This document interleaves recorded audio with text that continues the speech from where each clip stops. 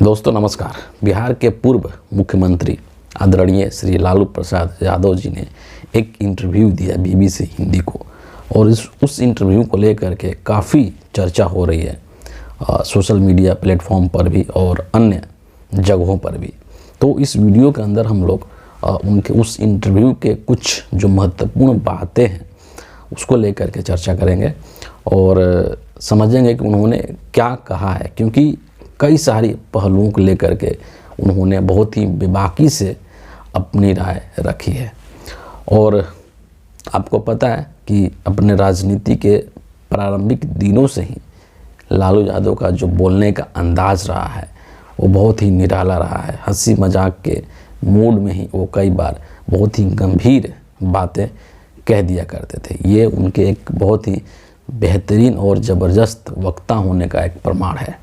इस इंटरव्यू के दौरान जो है उन्होंने देश की राजनीति से संबंधित और अभी क्या पॉलिटिकल डेवलपमेंट्स चल रहे हैं हमारे देश के अंदर चुनाव को लेकर के, और अपनी जो एक बुक थी गोपालगंज टू रायसीना उसके बारे में भी उन्होंने जिक्र किया है।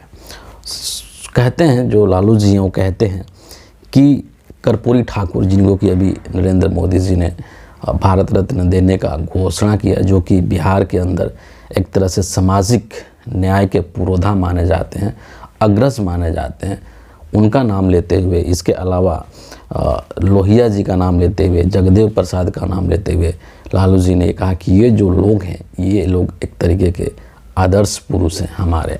इनसे हमने बहुत कुछ अपने जीवन में सीखा है कि किस तरीके से समाज के हाशिए पर जो पड़े हुए लोग हैं उनके उद्धार के लिए, उनके कल्याण के लिए क्या करना चाहिए और कैसे करना चाहिए, तमाम सारी चीज़ों को लेकर के इन्होंने जिक्र किया। इसके बाद एक बहुत ही महत्वपूर्ण घटना है जिसकी चर्चा अक्सर भारतीय राजनीति में होती रहती है, वो आडवाणी जी की रथ यात्रा को लेकर के है। उस चीज़ का भी जिक्र हुआ। 1990 का वो दशक लालू जी ने याद किया और कहा कि उस दौरान जब लाल कृष्ण आडवाणी रथ यात्रा लेकर के निकले थे, वो रथ यात्रा एक तरीके से सांप्रदायिक यात्रा थी। हिंदू मुस्लिम के ध्रुवीकरण करने की कोशिश की जा रही थी उस यात्रा के माध्यम से। और जब वो यात्रा बिहार के अंदर आई, उस वक्त लालू यादव जो हैं वो बिहार के मुख्यमंत्री हुआ करते थे। तो जब वो यात्रा बिहार के अंदर आई तो बिहार के समस्तीपुर जो डिस्ट्रिक्ट है, ज़िला है, उस ज़िला के अंदर लालू यादव ने आडवाणी के उस रथ को रोक दिया था। आप सबने ये कहानी सुनी होगी कि लालू यादव ने आडवाणी के रथ यात्रा को रोक दिया था। और जब उस यात्रा को रोका उन्होंने समस्तीपुर के अंदर, तो उसके बाद लाल कृष्ण आडवाणी को गिरफ्तार भी करवा दिया, जेल में भी डाल दिया, है ना। और उस चीज़ से, उस घटना से जो है पूरे देश के अंदर एक बहुत हलचल सा मच गया, एक बवाल सा मच गया था कि अरे बाप रे, लालू यादव ने ये क्या कर दिया। वो ताकत है उस शख्स के अंदर, लालू यादव के अंदर। और उस यात्रा को रोकने को लेकर के लालू यादव ने बहुत स्पष्ट और क्लियर शब्दों में ये बात कही कि चूँकि ये जो यात्रा थी वो एक सांप्रदायिक यात्रा थी और हम नहीं चाहते हैं कि किसी भी रूप में देश के अंदर सांप्रदायिक शक्तियों का विकास हो। हमारा देश एक सेकुलर कंट्री है, एक धर्मनिरपेक्ष राष्ट्र है। हमारा देश का जो संविधान है वो इस बात की गवाही देता है, वो ये कहता है कि हमारे देश के अंदर सभी धर्मों के लोग अपनी इच्छा से रह सकते हैं, स्वेच्छा से अपने धर्मों का अनुपालन कर सकते हैं, उससे संबंधित आचरण कर सकते हैं। तो हमने उस रथ यात्रा को रोका बिहार में और पूरे देश में ये मैसेज देने के लिए कि एक सेकुलर कंट्री के अंदर इस तरह के धार्मिक यात्रा का कोई औचित्य नहीं है। ये हमने मैसेज देने की कोशिश की और हम जो है संवैधानिक मूल्यों को लोगों के समक्ष रखना चाहते थे कि चूँकि हमारा देश का एक संविधान है और उसी संविधान के अनुसार हमारा देश संचालित होना चाहिए, न कि किसी धार्मिक आधार पर और धार्मिक प्रोपेगेंडा के आधार पर चलना चाहिए। तो उस कदम को, अपने जो रथ यात्रा को रोकने की जो कदम थी उसको याद करते हुए उनके अंदर काफ़ी एक तरीके से वो बहुत उत्तेजित हो जाते हैं। उनके अंदर एक, है ना, मतलब होता है ना, एक थ्रिल आने लगता है और उसको लेकर के उनके अंदर किसी भी तरीके का रिग्रेट नहीं है। ये अलग बात है कि वर्तमान में देश के प्रधानमंत्री नरेंद्र मोदी ने लाल कृष्ण आडवाणी को भी भारत रत्न देने की घोषणा कर दी है। जहाँ जहाँ वो यात्रा गया था तकरीबन अधिकांश जगहों पर सांप्रदायिक तनाव या हिंसा की स्थिति उत्पन्न हो गई थी और उस यात्रा को रोकने का काम किया था बिहार के अंदर माननीय लालू प्रसाद यादव ने। ये उनकी हिम्मत था, ये उनकी राजनीतिक हैसियत थी कि वो किसी से भी टक्कर ले सकते थे, चाहे वो कोई भी हो सामने वाला। उनके जीवन का एक जो बहुत ही बेहतरीन पक्ष है, जो व्यक्तिगत तौर पर मुझे बहुत पसंद है, वो ये है कि अपने जीवन में शुरू से लेकर के, है ना, गरीब परिवार से लेकर के और एक इतना राजनीति में एक मुकाम हासिल करने तक, अभी तक जो है उन्होंने कभी भी सांप्रदायिक और नफरती जो ताकतें हैं उसके साथ कभी समझौता नहीं किया। आप बिहार की राजनीति में देख लीजिए तो आपको बहुत सारे लोग ऐसे मिल जाएंगे, है ना, नीतीश कुमार, जॉर्ज फर्नांडिस, शरद यादव, रामविलास पासवान, इन सभी लोगों ने समय समय पर सांप्रदायिक ताकतों के साथ, उनका साफ जो इशारा है वो बीजेपी की तरफ है कि इन सभी लोगों ने कभी ना कभी समय समय पर इन सांप्रदायिक ताकतों यानी कि बीजेपी के साथ समझौता किया है। लेकिन लालू यादव ने अपने ज़िंदगी में अभी तक इन पार्टी के साथ, बीजेपी के साथ कभी समझौता नहीं किया और इसका एक बहुत बड़ा मूल्य उन्होंने चुकाया है। अगर आप खुद सोच लीजिए कि अगर लालू यादव बीजेपी के साथ समझौता कर लेते तो क्या उनको बुढ़ापे में भी जेल में रहना पड़ता? बिल्कुल भी नहीं।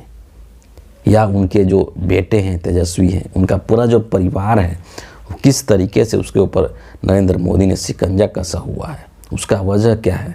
उसका वजह यही है कि वो लोग नरेंद्र मोदी के साथ, बीजेपी के साथ किसी भी सूरत में समझौता नहीं करना चाहते हैं, क्योंकि जो बीजेपी है वो एकदम ये खुला है, ओपन है कि एक सांप्रदायिक पार्टी है जो कि देश के अंदर धार्मिक नफरत फैलाने के काम करती है और उसी के आधार पर अपनी राजनीति साधती है। तो अगर आरजेडी के लोग, चाहे वो लालू यादव हों, चाहे अभी वर्तमान में तेजस्वी यादव हों, अगर ये बीजेपी के साथ हाथ मिला लेते तो जैसा कि कहते हैं ना कि बीजेपी वो वॉशिंग मशीन है जिसके के अंदर बड़ा से बड़ा भ्रष्टाचारी भी जाने के बाद में धुल जाता है। और वर्तमान भारत में ऐसे आपको दसियों एग्जाम्पल मिल जाएंगे जिसको कि नरेंद्र मोदी और बीजेपी के लोग बहुत बड़ा करप्ट और बहुत बड़ा भ्रष्टाचारी मानते थे और जैसे ही वो बीजेपी ज्वाइन किए, बीजेपी के साथ हाथ मिलाया, उनकी सारी फाइलें एकदम एक झटके में बंद हो गई। कोई ईडी, कोई सीबीआई, कुछ नहीं, कोई नहीं उसके घर पे जाता है पूछने के लिए कि तुमने क्या करप्शन किया, क्या भ्रष्टाचार किया। लेकिन लालू यादव ने, इनके परिवार ने कभी भी इन लोगों के साथ समझौता नहीं किया और ये जो पक्ष है उनके जीवन का, इसी को बोलते हैं विचारधारा, है ना, इसी को बोलते हैं एक आदर्शवादी राजनीति, आइडियोलॉजिकल जो पॉलिटिक्स होता है कि हम अपनी विचारधारा के लिए हम मर जाएंगे, मिट जाएंगे, लेकिन हम तुम्हारे सामने झुकेंगे नहीं। इसे कहते हैं विचारधारा। और इससे भारत के जो तमाम राजनीतिक जो पार्टियां हैं या तमाम जो राजनीतिक नेता हैं जो कि चंद लाभ के लिए, पद या पैसा या डर, किसी भी चीज़ के लिए एक सेकंड में अपने ज़मीर से समझौता कर लेते हैं, अपनी विचारधारा से समझौता कर लेते हैं। ऐसे भी आपको बहुत सारे एग्जाम्पल इस देश में देखने को मिल जाएंगे। लेकिन लालू यादव, उनका परिवार कभी जो है इस चीज़ से समझौता नहीं किया और इस बात का, इनके ये जो इनका आचरण है, इस चीज़ का आप जितना भी प्रशंसा कर लीजिए वो बहुत ही कम है। इसके अलावा भी कई सारी चीज़ों को लेकर के इन्होंने चर्चा की।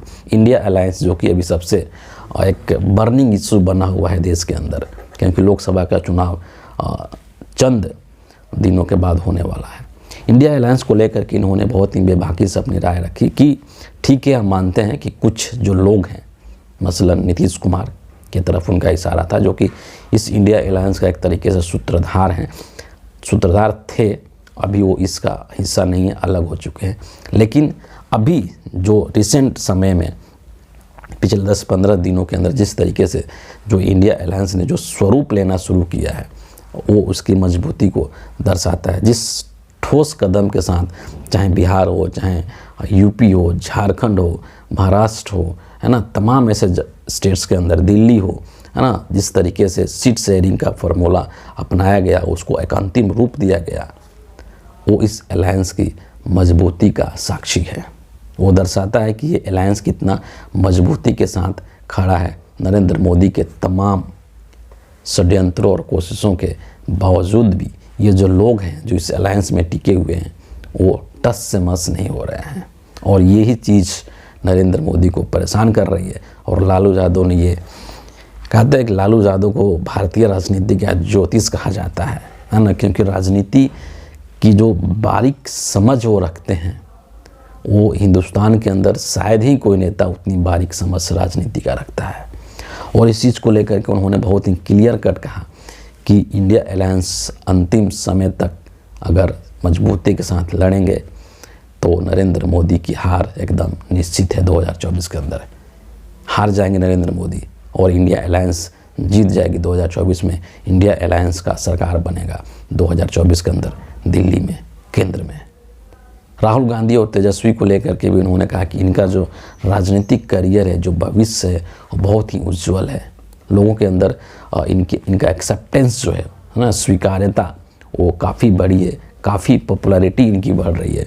और आने वाले समय में ये देश के बहुत बड़े लीडर साबित होंगे, बहुत बड़े ऊंचे ऊंचे पदों पर काम भी करेंगे, है ना। इस तरीके से उन्होंने इन चीज़ों को लेकर के, मीडिया को लेकर के बड़ा ही उन्होंने ये कहा कि मीडिया के जो लोग हैं वर्तमान भारत में वो एकदम डरपोक हो गए हैं। मीडिया का जो काम है वो बिल्कुल भी नहीं कर रहे हैं। दिन रात क्या करते हैं, सिर्फ मोदी मोदी करते हैं, मोदी की प्रशंसा करते हैं, उनका बड़ाई करते हैं, है ना। तो उस चीज़ को लेकर के उन्होंने मीडिया का जो रवैया है काम करने का, उसके प्रति उन्होंने नाराज़गी दर्ज कराई। और ये हकीकत भी है, ये देश के हर बच्चों को पता है कि किस तरीके से जो मेन स्ट्रीम मीडिया है वो बिक चुकी है। और वो ना तो विपक्ष का आवाज़ उठाती है और ना ही जनता का आवाज़ उठाती है, नहीं जनता से संबंधित जो मुद्दे हैं उससे संबंधित कोई सवाल पूछती है। दिन भर क्या बीजेपी मोदी मोदी मोदी, मोदी की प्रशंसा, मोदी का महिमा मंडन, मोदी का गुणगान, मोदी की चरण वंदना, यही काम रह गया है मीडिया का। इस चीज़ को लेकर के उन्होंने नाराज़गी दर्ज कराई है। सोनिया गांधी को लेकर के उन्होंने कहा कि सोनिया गांधी मेरे बहुत ही फेवरेट नेता है और एक बहुत ही सुलझी हुई वो नेत्री है, मतलब कि और जो राजनीति की उनकी समझ है वो बहुत कमाल की है और उस चीज़ के हम सभी कायल हैं। तमाम चीज़ों को ममता बनर्जी को लेकर के कहा कि ममता बनर्जी हालांकि इंडिया अलायंस को छोड़ करके नहीं गई हैं, हालांकि उन्होंने जो बयान दिए हैं सीट शेयरिंग को लेकर के कि कांग्रेस के साथ कोई सीट शेयरिंग नहीं करेंगे बंगाल के अंदर, वो इतना सही नहीं है। लेकिन हो सकता है कि उनके ऊपर कुछ दबाव हो, केंद्रीय एजेंसियों का दबाव हो और उस दबाव के वजह से ही उन्होंने इस तरह का बयान दिया है। लेकिन वो इंडिया अलायंस के हिस्सा हैं, वो बाहर नहीं गई है और आगे चल कर के वो इस उद्देश्य में वो हमारे साथ है कि 2024 के अंदर हम लोग को बीजेपी को हराना है ना, और इंडिया अलायंस को जिताना है। तो तमाम जो चीज़ें हैं देश में की राजनीति में जो चल रही हैं उन सभी चीज़ों को लेकर के उन्होंने बहुत ही बेबाकी से अपना राय रखा है ना। और इसीलिए शायद इस इंटरव्यू की चर्चा हर प्लेटफॉर्म पे हो रही है कि क्या कहा उन्होंने इंडिया अलायंस को लेकर के, क्या कहा अपनी राजनीतिक यात्रा को लेकर के, क्या कहा मोदी को लेकर के, तमाम चीज़ों को लेकर के। और उन सभी जो इंटरव्यूज़ के जो उनके मुख्य बिंदु थे मैंने उसको यहाँ पर समेटने की कोशिश किया इस छोटे से वीडियो के अंदर। उम्मीद है कि आपको समझ में आई होगी। तो फिलहाल इस वीडियो के लिए इतना ही है। आप सभी का बहुत बहुत धन्यवाद।